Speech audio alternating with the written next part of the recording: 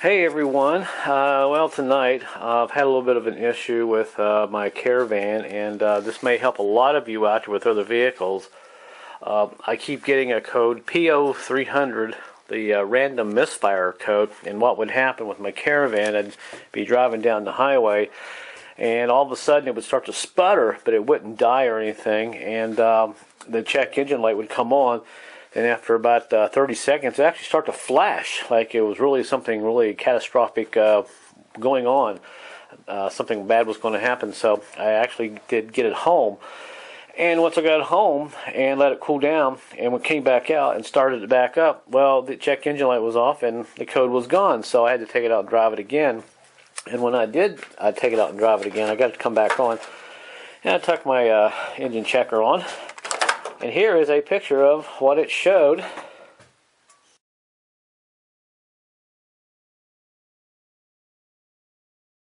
So, started doing some research, and I've had this issue before with PO300s, and mine turned out to be a pretty easy fix. Mine turned out to be the crank sensor. Now, a lot of times you can get this code, and you'll have a bad crank sensor or even a cam sensor, but it will not show up on the diagnostic little tool until that particular camshaft or crankshaft is completely done, not working at all. Then it throws the code, but if it's intermittent, the camshaft or the crankshaft is cam sensors are just getting bad. For some reason, they will not show that code, but that's the electrical code they will show, the PO300. And what happens is the cam and crank sensor is sending information over the computer, and the computer doesn't like what it's getting read and what it's picking up, and it starts making the car run crazy. Then it just goes into this kind of a crazy situation where you start chasing down everything from your battery to your alternator to your fuel. I mean, it can get pretty bad. So my suggestion is, if you come across this code, do the little things first, because 95% of the time I have found out these codes are electrical.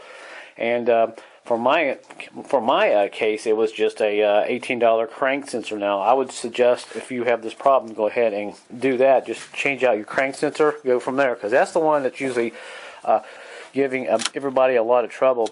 Then if that doesn't fix a problem, then go to your cam sensor. And, you know, they're pretty inexpensive. And at least if you get those two changed, put new ones in, and you still have the problem, well, then you can move on to your battery, alternator, or fuel system. But I'm almost going to bet that it's probably going to be electrical. So tonight I'm going to go ahead and change this out, and we'll see what happens here. I got to unhook a couple things, so we'll get started here, and hopefully this will help you guys out. And like I said, I've been doing this for 35 years. You don't want to spend a bunch of money, I understand. Every penny counts these days, you know. So let's go ahead and tear this thing apart. Now for my caravan, and I think all these caravans going up to the mid-2000s, most of the crank sensors are actually in the transmission. Now on this particular model, the 3.0, the thing I have to do is go ahead and pull the air cleaner off. And I've got the bolt already out because I want to make the video as short as I can. Once I get this out of the way, kind of set this off to the side, then you got a pretty good area here to access. Get the light shining down in there. And there's the transmission. Now, the crank sensor on this particular car, I don't know if you're going to be able to see it or not, but I'm going to have to shine this light way down in there. And let's see, if I hold the camera there and kind of zoom in, there is a crank sensor. You see that little bolt right there? The big bolt? Then you see a little bolt. That long black thing there with that wire, that is your crank sensor. So what I've got to do is take my 10 millimeter socket and get in there and go ahead and take that out. So let me go ahead, set the camera here and pull it out. And I've got my new sensor right there in the bag. It's already in. Like I said, it only cost me $18. So let's go ahead and take this out. We'll change it out. Alright, just about got it out. I actually dropped the bolt there. It's laying on the transmission housing. I can get it here in a second. But there is the old crank sensor. There it is. It's got some issues. Looks like it's been scraped a little bit, but really you can't tell. You have to basically take them out and just change them. So go ahead and stick a new one in here. Let me get out of the bag. There. Okay. There we go. And we'll go ahead and stick this one in.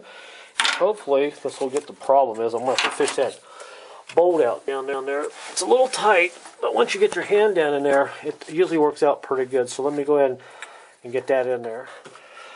All right, the new one's in, and like I said, it's in there now. We'll see how that goes. And there was the old one. It's looks like it's been around the block a little bit, but see how it goes. I'll go ahead and put this air cleaner on it. We'll make sure she's going to start up okay. Got the air cleaner back on and everything. My bolts are missing. I'll have to find some bolts for that, but I can go ahead and start this up here and let's see how it does. Yeah, it started right up. So I'm going to have to take this out a little late tonight. I'll take it out tomorrow, and I'll drive it and we'll test it out and we'll see how it goes. But like I said, all you need is a 10mm socket and a ratchet on this particular car. But other vehicles are probably a little different, so you might want to do some research. So let me take this out tomorrow, and I'll give you guys an update on how it's working out. Hey everyone, I figured I would give you an update on my PO300 that random misfire, and that crank sensor took care of the issue. I have not had a problem since. The car's been running great.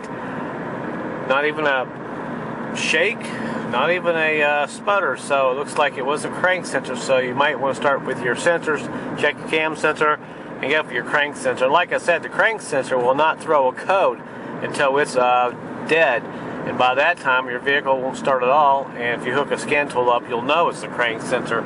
So basically it's a process of elimination. Also, you might want to check your cam sensors, because sometimes they can cause the car to sputter, but they usually don't throw the PO300 random misfire code. So, you know, like I said, it's all about rolling out things and process of elimination. But anyway, thought I'd give you an update. It's running great, and good luck.